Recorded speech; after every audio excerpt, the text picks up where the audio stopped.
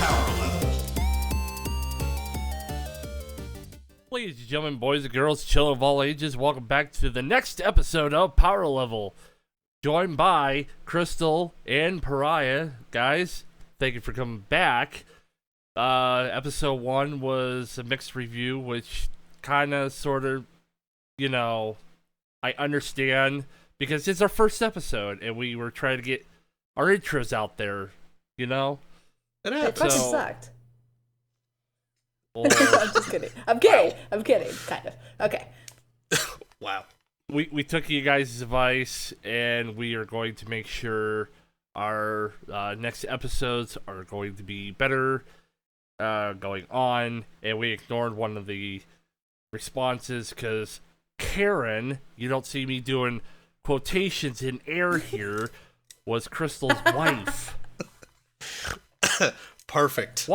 Why? I have no idea. I mean, so we're gonna go into the follow-ups with Pariah. Pariah, you want to take care of this? Yeah. So just kind of some general housekeeping from the first episode. Topics that we had kind of delved into and discussed. GameStop specifically. We talked a lot about, their business model and how they weren't shutting down and how the business itself is kind of hurting quite a bit for pretty much any kind of sales. Since then, they have announced that they will be closing stores, and they have closed stores as of Sunday. So that's a good thing, not just for, to help the stop of spreading of this contagion, this bullshit that's going on right now, but also for the well-being of their employees and, just general public. So I'm glad that they finally snapped out of their bullshit. So that's good. Yeah. Well, with the whole GameStop thing, I'm gonna cut you off there for just a moment. Mm-hmm. They did say that they were an essential store, going up to the government saying no, you gotta shut down. In California, it was a complete shutdown, and then from there, it just it was a domino effect. So they're completely shut down, other than a curbside delivery, from what I understand. Right, and the thing that kind of drives me nuts about that statement that they came out with is that they're an essential service because they sell mice and keyboard that can be obviously used by people who are working from home, etc. in these hard times. I don't know a single person who really thinks of GameStop when they're looking to buy a new mouse and keyboard. No, never. I don't think of anybody going in there buying a $150 keyboard just to do work. Right. Where you go over to Walmart and just grab a $10 keyboard, it does the exact same thing. Exactly. I mean, their statement was full of all kinds of holes. I understand, they're struggling in Well, so what I'm basically getting... Damn, to call yourself What essential. I'm basically getting from this is that you have your 4 essential places that you can go to. So number 1, you go to work if you're an essential employee. Number 2, you can go to your healthcare appointments. Number 3, you can go get food. And number 4, you can go to GameStop. I mean... Yeah, well... It is what it is. You're not seeing me, but I'm making hand gestures about that. Okay. Whatever you say, GameStop. I mean, it is what it is. Thankfully, it's in the past. We don't have to worry about it, but still, the cojones to say something like that is pretty, it's pretty fucking I think ballsy. it's less ballsy, it's more desperation. I think they feel like that they're going to end up failing horribly because of this, and their, closing of their stores is probably going to continue past this virus. Right. Well, and it's just, there are so many small businesses who have, spent the past several years trying to build up, their clientele and actually make a profit, etc. And now they're being closed down because they're not deemed as essential businesses. And after all this, they don't know if they're even going to be able to be open anymore. So, yeah. It's a major concern, but they were already going downhill anyway, which, kind of speaks for itself. Which we had discussed exactly. last time. So there you go. End of discussion. Mm-hmm.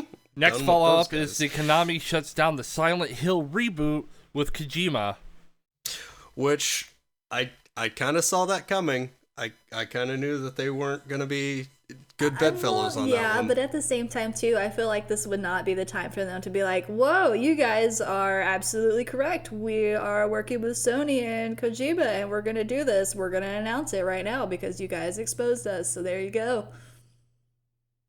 Right. It's not something that they're just going to flat out.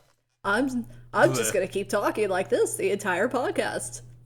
Well, I kind of figured as this Kojima and Konami basically had bad blood after it was Metal Gear 5. They fired him, I think it was during development. Yeah, it was at the tail end of development. If from there, just nothing really wanted to work together. Yeah, which I mean, that's yeah, all I and know. I mean that obviously we went through that and everything, and that's been in the past. But I think what I found interesting is, especially after we started talking about it in our last show, so there were rumors of Sony possibly rebooting it and bringing it back, which meant I don't know necessarily the details of it, if it meant that they were in communication with Konami, or how this was going to happen. But the way that these people were presenting these rumors, it seemed kind of viable. And I don't know if maybe I was just reading into it because I would love for this to happen just like everyone else would, because I mean it's easy to say that PT was, even despite the fact that it's a demo, is hands down one of the best horror games that we have ever experienced. So I mean maybe it's not going to happen. Maybe it is in some sort of form. But I just found it interesting how those rumors kind of appeared, and the fact that Konami is like immediately jumping into it and saying no, even though the fact that these rumors also stated that they could be in the process of making 2 more Silent Hill games. So I mean I don't know. It's just speculation at this point, but it's just interesting how this news is kind of formulating and how the rumors are being released. So take it as you want to. Right. Well, and I think it's kind of funny that they're just immediately shutting it down. They're not letting it build the hype that it could potentially build and have everyone be let down. Yeah, I don't know. I feel like if I were in Konami's shoes at this point, that the majority of people that play PT want this game, like desperately want this game. Why would you not at least initiate some sort of conversation, either with Konami, or not Konami, excuse me, Kojima, yeah, or Sony itself, and figure out some way to, I don't know, work together? I don't know. I mean, I feel like I'm spouting bullshit at this point, but I mean, it's just, I want it, okay? I want it. Continue. I just want it to happen. Oh. We understand, or at least I understand, because oh man, it looked and it was going to be. It was going to be amazing, but I mean, at the same time too, whatever he ends up developing horror wise, it's going to be just as good, if not better. So there you go. Yeah, exactly, exactly.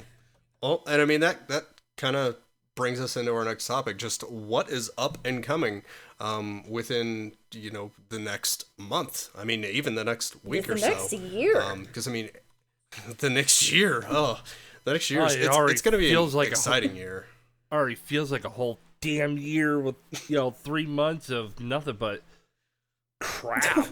Yeah, I mean, especially within the last month. The last month has been really trying for a lot of people. We've seen all this stuff evolving since December, January, and it's snowballed into what it is now. And we'll kind of touch on that a little bit more here in a little while, because, I mean, it's obviously something that's prevalent. It's at the forefront of everyone's minds because it's affecting so many different people, not just within gaming, but every walk of life, literally. So, yeah, and we'll kind of touch on that here in a little bit. But on to some good news. What is going to be coming up in April? I mean, April itself for the release schedule looks really exciting. I mean, we've got so many cool titles that are coming out, titles that have been, rumored. Well, they were rumored and then confirmed, and just so much hype around them that it's exciting to see. I mean, for me personally, Resident Evil 3, the remake of that coming out, excited as hell for that.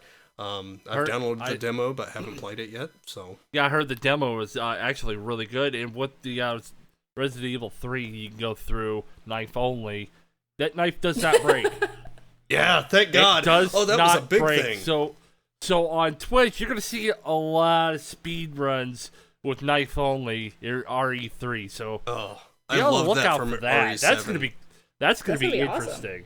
Yeah, now, it is. Now everybody is honestly looking forward to the Final Fantasy VII remake. Mm-hmm. Everybody. Mm-hmm. If you've played the demo, if you've ever played the original, if you've seen any of the coverage, the hype is well deserved, because the demo itself, whether you played it in classic mode or the new style that they've released, the normal mode, it was phenomenal. I mean, it was a lot to take in and a lot to juggle at certain points during the battle, just trying to figure out, what is Cloud going to be doing, what is Barrett going to be doing, and just trying to figure out the new time mechanics with that and being able to move around. But it was also really nice and exciting. Kind of a weird way to compare it is when you went from Origins, Dragon Age Origins, into Dragon Age 2, which got shit on for good reason. Still the best game in the series. The combat... Which one? Dragon Age 2? I will Really? fight that to my grave. Anyway, I don't... Tangent. Girl. Tangent.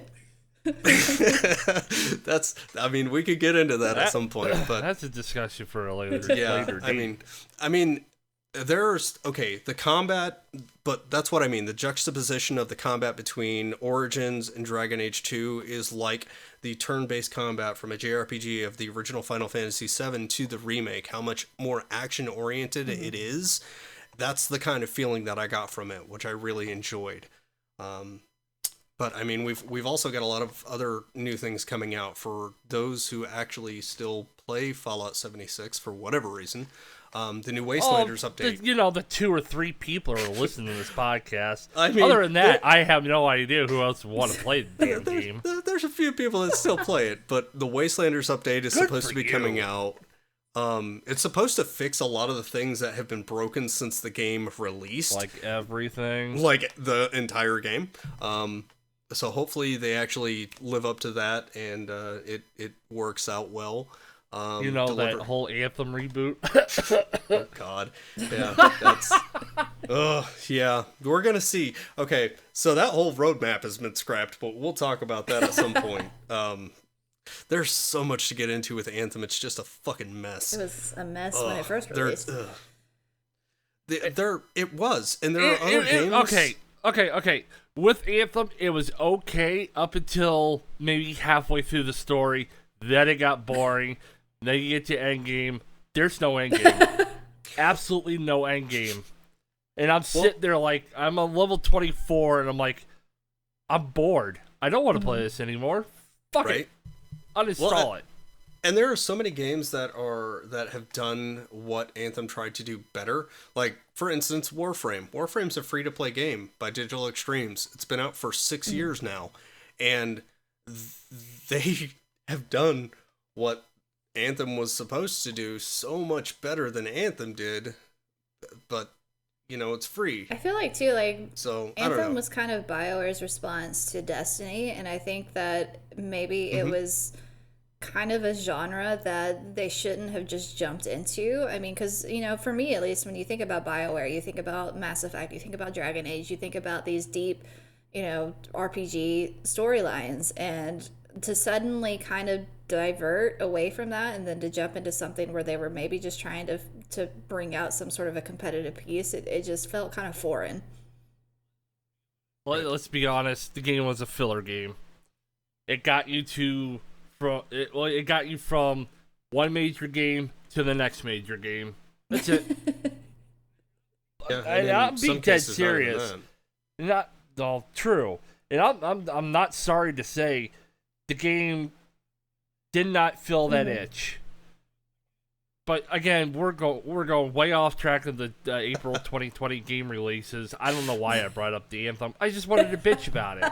That's okay. I mean, it's understandable. It's one of those things that just kind of niggles in the back of our brains, and it just fucking every time we talk about it, we have PTSD flashbacks. So yeah, exactly. I see on this list the Fortnite Chapter 2 Season 3, and I know a lot of people still play Fortnite. So I can't sit here and bash over it because I'm not a Fortnite player. I'm not going to sit here and shit all over your favorite game, so... I enjoyed the PvE. Like, when Fortnite first got announced back in, I think, 2014, I was very excited for the game because it had nothing to do with what it does now. It was a completely different concept. Epic had all these great ideas for it, and when it finally came out, it was just this PvE experience where you and your buddies could build this badass base and do these missions, etc., etc., and then PUBG came out, and the Battle Royale genre kind of took off, and Epic saw that and saw that it would be, very well adapted within their model that they had already built for the game, building bases and just being able to run and gun. As far as business decisions, that was the perfect opportunity for them to do that. Yeah. And Epic's not dumb. They obviously know what they're doing, and they've turned it into this massive success, which can be memed and everything to hell, but you can't deny that it has been tremendous. So, kudos to them for that. Again, it's just like Cowboy. It's not my kind of thing. I've gotten into it a few times, but it's just not. I enjoyed the PvE aspect of it. That was completely different. Just the base building, because that's my kind of thing. But, there's other games coming out that are going to be completely and totally different from that. You've got Predator Hunting Grounds, which is coming out, which looks really cool if you're a Predator fan or even an asymmetric shooter kind of fan, because you can either play as the Predator or you can play as the Marines trying to escape the Predator. So I think that's a cool concept. Yeah. But there's yeah, cricket. There's a lot of really cool things coming out. Someday You'll Return, Deliver Us the Moon. Those two, I'm really excited for those because, again, kind of a horror fan. Deliver Us the Moon came out on PC last year, but having it accessible to a wider audience with the PS4 and the Xbox One, I think is really going to help it grow quite a bit because it was a good game. And then, of course, we've got Gears Tactics coming out for PC, which is going to be interesting. It's probably going to be more like XCOM, if you guys ever played that. Never played XCOM. Game. It's been a long time. So, right? It's been a minute. And I see something about Minecraft Dungeons, but there's no date on it, really. Yeah, and a lot of that's just because Mojang's having to work from home with all this bullshit going on, which is understandable. It's slowed down production with them. So I don't expect that to be released in April. It'd be nice, but I don't think it's going to happen. I'm excited for it because I think it's a really cool premise to bring to Minecraft itself. More of a Diablo-esque kind of dungeon crawler with Minecraft. I think it's... I don't know. I just like it. I'm kind of biased on that, though. Speaking of Diablo, I've been, enthralled with Season 20 of Diablo. I haven't even touched it. I'm just blowing through riffs and everything. It's nice. It's been fun. Anyways, I want to touch on base two series that have been announced for the Switch. I know they're in May, and I know we didn't really discuss this. The BioShock series is going to be released on the Switch in May. Late my May. wife's going to freak out. The Borderlands series is going to be released in about late May as well. Two huge series. You got to get them. You gotta get them. Freaking out about it. If you've not played them and you have a Switch, it's the perfect opportunity. They're incredible games. 100%, yeah. I know they're in May, but I wanted to touch base because those are really hot right now because they were announced today as in March 26, 2020. In other words, Cowboy's excited, and you should go buy them. I'm pretty excited, but here's the thing. I don't know if I'm going to be able to get them because, thank you, coronavirus. Then again, I am an essential worker. I'm in danger. I'm in danger, that Ralph meme. Basically, I love it so much. But yeah, I mean it's going to be a good year for it. I mean, it's everything else has been kind of a shit show thus far, but we've within the past month we've had Animal Crossing and Doom come out within the last week, really, and those have both been received with such praise, which I kind of knew they would be just because it's AC and Doom. But to see them succeed as much as they have in these troubling times is good. I mean, it still gives you a lot of hope for the future of the next couple of months or the next 6 months. What's even going to happen? So, well, I think it's hopefully nice. hopefully these games will pass the time while they're quarantined at home, which we are pleading you guys please stay at home so we can stay healthy. Yes, please. Yeah, that's a big thing. I wanted to throw that out there. I know, really shouldn't, but well, wash your damn hands, people. Well, and it's not even that you shouldn't, Cowboy. I mean, there's a lot of people who aren't taking this as seriously as they probably should. No, it's not. If you catch the coronavirus, it's unless you're immunocompromised or you are elderly or you've got a terrible condition or whatever, you more than likely won't die from it. But that's not the point. The point is that you could go 14 days without knowing that you have it, you're asymptomatic, and you spread it to the additional 10 people that you interact with because you're being irresponsible and not staying either distancing yourself or just going out and doing whatever the hell you want. As an exhausted healthcare worker, I agree with all of this. Basically, don't be a fuck. Yeah, don't be stupid, as Philip DeFranco says. Do not be stupid. So and I wanted to bring up one more thing before we move on to our next topic of the PS5 and Xbox Series X. Switches are sold out, or almost sold out, which is huge because I know I saw on this, right here, the Nintendo Switch Lite Carl, but that's in the EU, but those are going to get sold out very fast because of this whole pandemic that's going on. Because people are looking for a home console that they can take with them no matter where they go. I also read somewhere that prices could rise because of it. That's what I heard too. So, yeah, game away. game until your heart's content, please. All day, all night. If that's what keeps you inside, fucking stay inside and just game until your fingers throb. Just do whatever. If it passes the time, it passes the time. Anyways, we're going to move on to the PS5, to the Xbox Series X, since we now have specs on which console has what. Baden, you know more about the hardware than myself and Crystal do, so if you want to take care of that, the floor is yours. Okay. So, I mean, the road to PS5 happened about a week and a half ago now. If you guys saw that, you probably were watching it and just kind of falling asleep halfway through because Cerny was going into all of the actual specifications, and it was more of a GDC, Game Developer Conference kind of presentation. That's what it was meant to be for.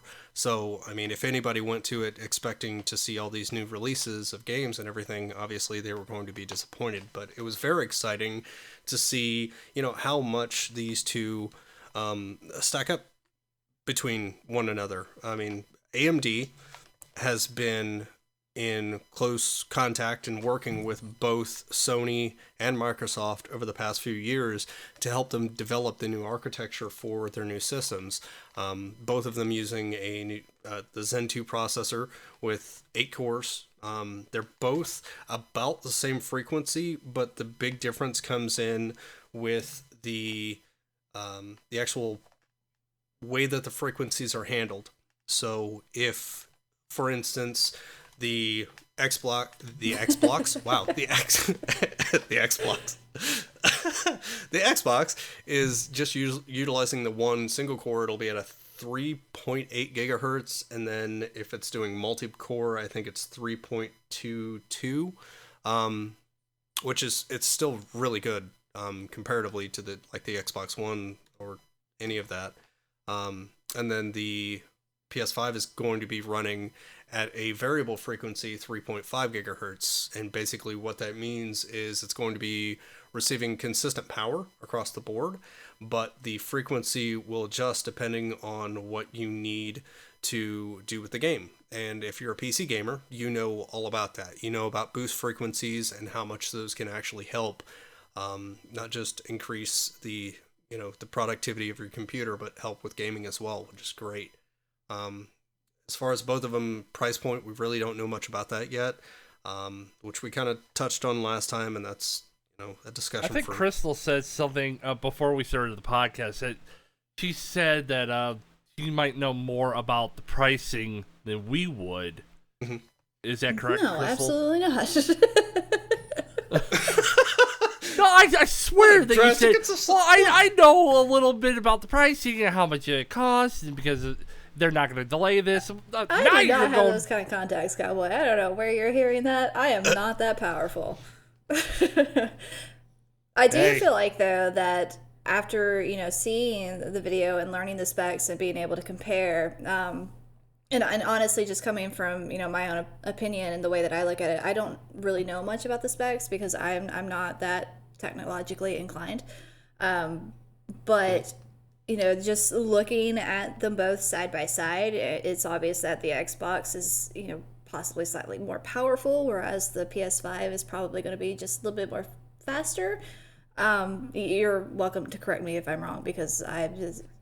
Don't worry, RTX will be on. We'll talk about all that here in just a moment, because that's something that I really wanted to dive into, and something that Cerny really made a point to drive home while he was discussing everything. And it's something that is, as a PC gamer, it's very true. It's something that I've seen several times. So specifically with the GPU, Microsoft has been touting that they're going to have this 12 teraflop AMD, again, RDNA 2 architecture, but the way that it's set up is vastly different from the way that the PS5's is set up. So the PS5 right now is touting 10.28 teraflops, but it's the same architecture, RDNA 2, but the way that it's achieved is very, very different. So with the GPU on the Series X, you've got 52 compute units, which you can think of as individual cores like you would on a CPU.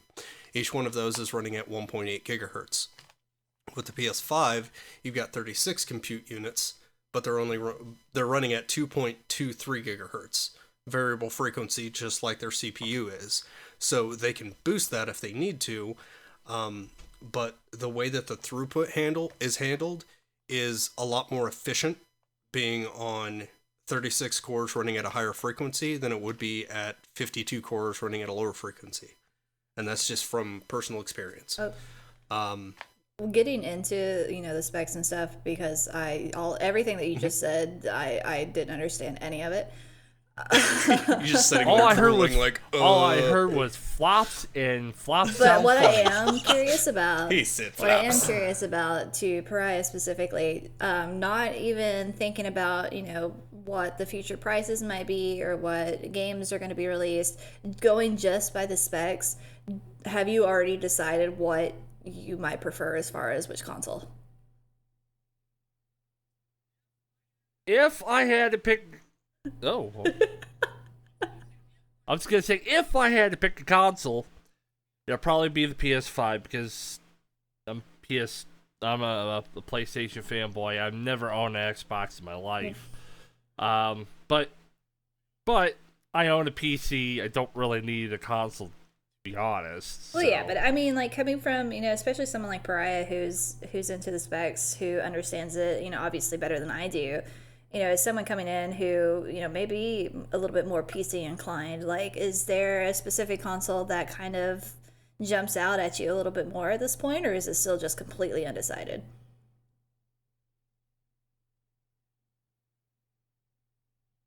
All right, good talk. I think that question was towards Baden, but Baden's just not there right now. Yeah, his mic is blowing up. So, we can move on to the next. Hello.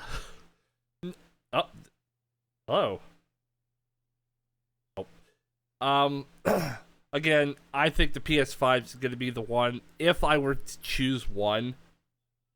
But I did read in that article that Microsoft does not want to make the same mistake that they made the first time in pricing the Xbox at a $100 higher price, because that's how they got killed the first time. But Emma, And they don't want to make that same mistake again, which I don't blame I'm them. also wondering too, though, like if the Xbox is technically more powerful as far as your specs go, are they going to be able to use that as kind of a way to put a premium price on their console compared to the PS5? I mean, specifically speaking, like they're going to be releasing the Xbox Series X, and then they're going to have whatever Project Lockhart is, which is going to be, something that's a little bit more cheaper. So that kind of gives them a little bit more breathing room in a way, you know? Yeah, but people want to have the first Oh, yeah. edition. And I wouldn't blame them, because if you get the first edition, you could gloat and say, hey, I got the new console before anybody else did, and I'm not waiting for this light version to come out. Baden, are you there? It's not. I think Still for me, no. though, like moving into, because, obviously I can't really interject on the specs, but talking about, coming as a general consumer, I think that instead of how powerful each console is, I think it's going to lie mostly on like the price points and obviously the games that each console is going to offer. But more importantly to me, I think it's going to be backwards compatibility. Did I hear Baden just now? Holy I cow! did. I have no You idea what even Hey! happened there. So Discord was being a real bitch there for a moment. Yeah, should we just go back to the question that I asked, and then we'll just like wrap it up and then like come into what we were talking about, because you just like you died. Are you okay? Yeah, I literally died. I heard, Cowboy, you were talking about how PS5 was your preference, and then I started talking. I have recording of it and everything. Fuck. Oh, man. So, yeah. So to kind of pick up where we left off, as of right now, it is a very open playing field for both. Both the PS5 and the Xbox Series X have their drawbacks and their obvious pros. But for me personally, the PS5 is winning for a couple of different reasons. Their external storage solutions are a lot more flexible than the Xbox Series X, because you can actually install a third-party M2 NVMe drive, whereas with the Xbox Series X, you have to buy a proprietary drive. The second is the fact that they are devoting a lot more to sound. For me personally, that is something that I very much so appreciate. As somebody who loved the sound from like the PlayStation 3, as they were talking about, I love to be immersed in a game via sound. It can look like total dog shit, but if the sound is good, then it brings you so much more into that experience because you can feel it in your brain balls, and it's so nice. And then the more stable statistics across the board with them, because I mean their RAM is all clocked at the same, I think 468 across the board, whereas with the Xbox Series X, it's variable. 10 gigs is at a lower frequency, and then 6 is at a higher, so it's going to be bottlenecked by that lower frequency. They both have a lot of really good features, like the 4K HD, or Ultra HD, I guess. Ray tracing is obviously a thing for both of them. Backwards compatibility, we know that's going to be a thing for both, but how is it handled? That's still yet to be seen. We know that, with a lot of it with the PS5, it's just based off their conference, a lot of it was thought about from the beginning, so it's built into the chip itself, similar to how it was with the PS3 back in the day. It's not having to be emulated, which is nice. And the same goes for the Xbox, I guarantee it. Like, that's something that they've had in their mind the entire time. But again, how is it going to be handled? How is it going to be supported? Yet to be seen. I mean, we've not even really seen a full picture of the PS5 yet. We've seen, all these reference images and everything like that, and it's not really giving us a good idea of what it could be. So, yeah, I'm excited for the PS5 just because I've always been a Sony guy, and a lot of it is a lot more customizable than the Series X. But again, I'm kind of biased in that regard. They could prove me wrong and shit all over Sony, just like they did with the 360 versus the PS3. But I mean, we'll see. I'm just gonna say right now, I didn't understand anything you just said. Oh goodness.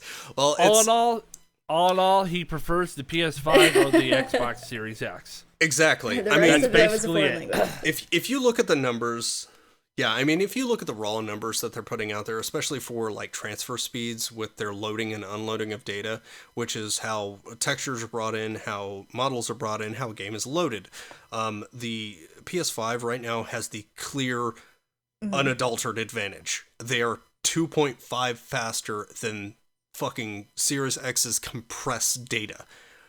Uncompressed data at over 5 gigabits per second is fucking retarded. Like it's like the 500 and 500 that I gave out last episode was like, yeah, okay, cool. No, nope. I wouldn't have used that kind of gamer word, but sure.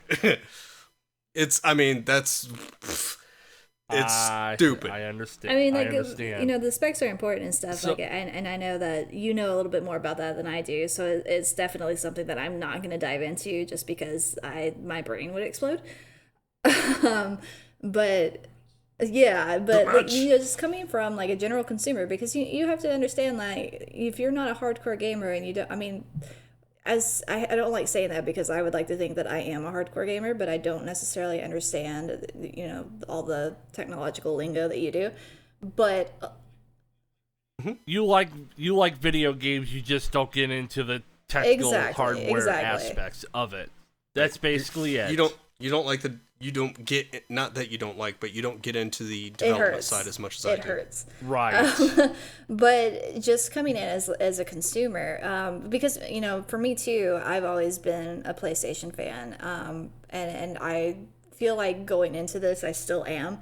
But I think for me is, like I was saying earlier when you unexpectedly died, Pariah, it's all gonna kind of lie on the price, and for me especially the backwards compatibility, because for the presentation it was said that the backwards compatibility was going to be available for a lot of the PS4 titles, which is always nice, but I feel like more can be done. I mean, I don't know that from a technological standpoint. I do think that say the PS5 comes out and it can play all of the PS4 titles 100%, no problem whatsoever. But then the Xbox comes out and it can play titles from the Xbox One or the 360 or even, the original. Like, I don't necessarily know for sure what to expect as far as that goes, but that could be what pulls me over to the other side. Mm-hmm. Which, I mean, that's a great point, especially for Microsoft, because a lot of their architecture from the original Xbox up till now has been very, very loosely based on general PC architecture. It's been based on x86 architecture. So, I mean, they've had that advantage from the very beginning of being able to, program on the new chip what they could do on the old chip just a lot more efficiently, or even emulate or adapt it. Whereas with Sony, especially with the PlayStation 3, their cell processing unit was so proprietary and so just known for being a bad, or not bad, but difficult chip to program games for, that it's barely even made it to an emulation stage at this point. 10 years, 15 years after it was released, it's barely made it to a state where it can be emulated reliably on a PC that is, a million times more powerful than the PlayStation 3 would be, just because of the hurdles that you've got to jump over and figure out when trying to, communicate and translate the language from X chip to Y chip. It's just it's such a huge difference, and that's why, especially like the PlayStation 3, the main reason that they had backwards compatibility on the PS3 in the very beginning was because they actually included the PS2 hardware in certain units of the PS3. So it both had the PS3 hardware and a PS2 hardware in the same exact machine. So it could play PS2 games, it could play PS1 games. All those things were right there. But once they upgraded and they brought out like the slim version, etc., a lot of that ended up having to be emulated or even done through completely different means, to where they ended up selling the games. So you couldn't just bring out your old discs that you had, plug them in, and just play the game off the go. You had to actually purchase it once again through the PS Store. I feel like too, though, like we always focus on the fact that you can come out with a premium console and then come out with, you know, something that's slightly cheaper that doesn't necessarily offer the same stuff that your premium console offers. What happens? I mean, like, just as a what if, because, you know, obviously I can't get into, you know, the specs and whether or not it would work. But what if, I think I just went off of a second. What if we could go in the reverse and start, you know, releasing, like, you have your premium consoles that comes out, you have your slim consoles that offers a little bit less. What about, you know, something above that to where you can offer more and pay more money for, and it offers more features like that super extended backwards compatibility? Like they did with the PS4 Pro. So, I mean, it kind of, I mean, they have so many avenues that they can necessarily take with it. So it's something that I would be willing to pay more for a console that could do a shit ton, you know, compared to, you know, we can play, you know, PS4 games on the PS5 and that's it, you know. So it's just something that I want to think about. Well, and it's a really good point to bring up, but I think a lot of it really boils down to how the manufacturer and the developers are utilizing the hardware and how they're seeing it can be, you know, manipulated to certain extents. Like, they don't know that it can do X, Y, and Z until later on in its life because they haven't unlocked X potential. Like, they know what it's supposed to do, but how do they get it to that point? Yeah, and I mean, like, you know, I don't understand that part of it. It just, as someone that likes to dive into the what ifs in this scenario, it's interesting to me. Like, you know, if one console came out and said, we can play games from, you know, the PS5 all the way down to the original PlayStation, that would be an insta buy for me. So, I mean, that's, yeah, no, and it's, yeah, so I feel like, you know, specs aside, you know, I wouldn't care about any of that, and, you know, not necessarily even care as much about the price point if it, you know, it included all of that. But that's a wish. That is a wish. I'm right there with you. Yeah, that's a want, not a need. But anyway, I think we've covered most of what we want to cover for our consoles. Cowboy, do you have anything else to interject? Nope, but I'm going to lead us into our next segment. Absolutely, if it that's is all okay yours. With you.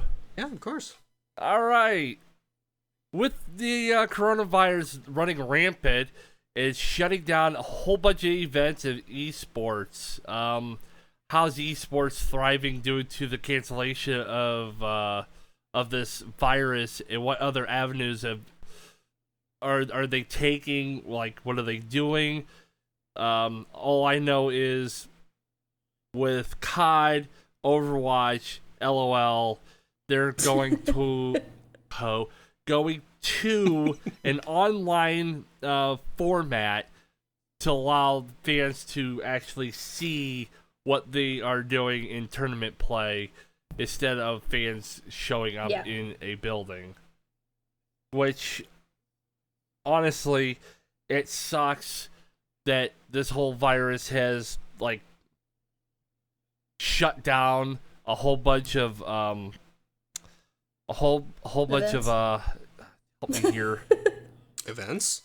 Not events, but venues. That's what I wanted to say. It's just shut down venues to where fans want want to connect with the pros and watch them play in person. It's I don't know where to go with this because there's just so much to talk about. We don't have I think much ultimately, time. it just, obviously when this started happening and events were being canceled and postponed, like it hurts. It hurts the public venues because, they're having to refund tickets, pro players are having to be refunded, travel expenses. Not many people even think about the general land centers that are being affected by this because they rely on the physical presence of people playing games. But when you get into the details, this is where esports kind of thrives. I mean, we're used to being on an online platform, and it's something that is starting to be noticed by the entertainment industry as a whole, especially where you have your sports that are being canceled, you have your TV shows that are being delayed, as well as movie releases. Like the rest of what most people rely on is effectively being shut down, and the only thing that's remaining and the only thing that's enduring right now are esports. And what's the cool thing about the esports? And you said something about TV shows, movies, sports. Sports is what really got me. I'm seeing more and more pro athletes, like athletic pros. I can't talk. I have the bad case of the English. Anyways, I caught the dome. Right. I'm seeing a lot more pro athletes actually playing their sport and playing it on Twitch or on Facebook or on YouTube, and their teams, like I have a whole list of Major League Baseball teams on my tweeting. It's basically a tweet deck, and there are players who are playing games, and their teams are tweeting out and trying to get fans to go talk to this one pro player who is playing a video game. Which is cool because if you think about it, that gives a lot of fans a lot more access to those players that they, idolize and look up to and really would love to have that kind of communication with, that kind of relationship with, that is now being able to be built. And it's such a weird thing to think about. But at the same time, too, it's really amazing because I think they're really starting to recognize the value that the esports gaming side kind of offers, that they can't necessarily offer that, in their traditional leagues, which, obviously, if someone's playing baseball, they're not going to be able to sit there and talk to a fan that's asking questions on the sideline. But and in this case, it introduces a little bit more of a personal intimacy that's always lacking from traditional sports leagues. And I think that I'm wondering how this is going to affect the way that they go about advertising themselves, interacting with fans and stuff after this virus clears up and things kind of reach a sense of normalcy. I don't know. And I think that either way, the impact that esports and that video game content and streaming platforms have made during this crisis, it's going to have a lasting effect on the entertainment industry as a whole. Very. And if it doesn't, I'd be very surprised. Yeah, and very disappointed as well. Sorry, keep going. Because no, it's okay. I was gonna just say that it's humanized a lot of these superhuman thought to be people and brought them down to earth. I think they've realized too just how flexible our platforms are compared to obviously because they're canceling and we're reaching record levels of viewership and people are playing more games now. Like this is our time to shine, which I would hate to say in the midst of a pandemic, but it really is. It is though from a business aspect. You can see the numbers, how they've risen, and sorry, go ahead. It brings in more eyeballs into what we do, what we show on the internet, like our podcast on Twitch. You say if I want to go stream, there's going to be a lot more eyeballs on me or other streamers because And I mean, their just recently sports I was aren't on a podcast called This is Esports with Brent Collins, who asked me the question, how can these non-endemic brands enter into the space now that they've kind of recognized, how valuable it is in general? And I think that all kind of rests on content creators. I think that's the way that these brands are going to start thriving in this space. And I think they're starting to really recognize that. So, I mean, you have like your top figures like Ninja, for example, who's pulled in a shit ton of non-endemic brands, who's, making cameos in movies, who's on TV shows, who's, kind of going outside of what we have as our gaming bubble. So I think that that's going to change the way that these sponsorships and partnerships kind of occur, which is it's a huge deal for anyone in esports and gaming in general. Mm-hmm. Well, and it's kind of funny because gaming has been looked down on for so many years, and it's really started to within like the last 20 years, which is fucking weird to say. Oh my god. Within the last 20 years, it's become a lot more accepted, and now seeing it take over as much as it's been able to, and not really even take over, it's just live. Actually, in it's been the past 10 years. Because even 10 years ago, haha, you can play video games, you're a dork. Exactly. You must live in your mother's basement. Oh, fucking nerd. Now they're on Facebook or Twitter saying, yo, don't you play video games? Don't you do this thing on Twitch? Mm-hmm. Like, yeah. But, it's like, I was here before it was cool. Basically, and now the pros are coming in from all these sports like baseball, football, soccer, football. Let's not. I don't want to piss off our. It depends on what country you're from, whether you're playing Right. football or soccer or whatever it might be. You got basketball, hockey. Yeah, all these pros are coming and they're showing off what they have. Just a final report. There's a video game counterpart for every single sport that is played. Yes. Thank you for finishing my thought, because I got you. I'm running out of breath. At this point, it's like, oh man, there's so much. Like, oh, we could jump in so hard, but I mean, it's just there's really only so much that you can cover with the topic that's not already been said and not really thought about.